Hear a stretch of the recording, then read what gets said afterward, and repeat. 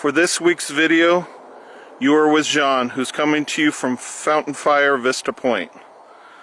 This location is identified by a marker placed just off Moose Camp Road on the right side of State Highway 299 when traveling east and approaching Boerne.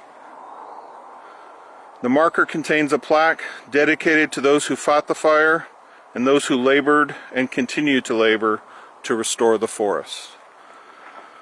The Fountain Fire got its name after a drinking fountain originally located on Highway 299 near Round Mountain. The fire started about 2 miles from that historic stonework fountain, which had been used for years and years to water draft horses and later replenish car radiators. That fountain was converted into a memorial and moved to the Hillcrest Rest Area just a few miles from here. The fire began 28 years ago this month on August 20th, 1992.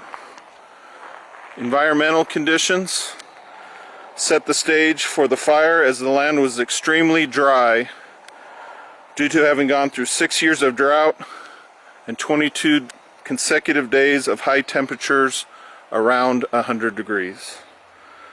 Fire officials say the fire was most likely caused by arson, but no one was ever charged. As of August 2019, the Fountain Fire is rated by CAL FIRE as the third most destructive wildfire in Shasta County and the 16th in all of California in terms of structures lost. It destroyed 636 buildings, almost half of which were homes, and the other half garages, sheds, and other outbuildings. In addition to the rural residences, the fire burned a total of just under 64,000 acres, or 100 square miles of mostly timberland. Its western boundary was at Round Mountain, its eastern edge just short of Boerne. It was stopped north of Hillcrest, and its southern limit reached near Oak Run. Driven by up to 25-mile-per-hour winds, the fire burned fast and furious, reaching a speed of 80 acres per minute at one point. As sudden and intense as the Fountain Fire was, firefighters used their expertise to gain the upper hand and contain it 8 days later. While the actual flames caused 0 deaths, 3 loggers unfortunately died during salvage operations after the fire. This area's history of growth, destruction, and regrowth obviously doesn't begin or end with the Fountain Fire. Between 1886 and 1923, it had been harvested by railroad logging.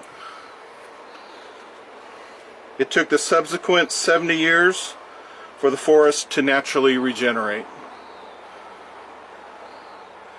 In the Fountain Fire's aftermath, forest industry companies began a reforestation project to speed up this new chapter of its recovery. They salvaged trees and smaller materials rather than letting them deteriorate further.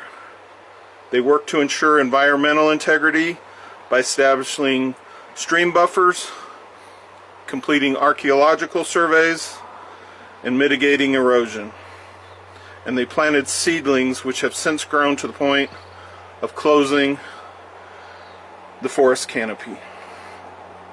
While it is still a young forest, adjacent lands that weren't part of the reforestation contain many more shrubs and fewer hardwood trees as they go through the longer process of natural succession. While both the managed approach and leaving restoration to nature eventually reach the same conclusion, these most recent efforts have restored the forest we see today in about half the time.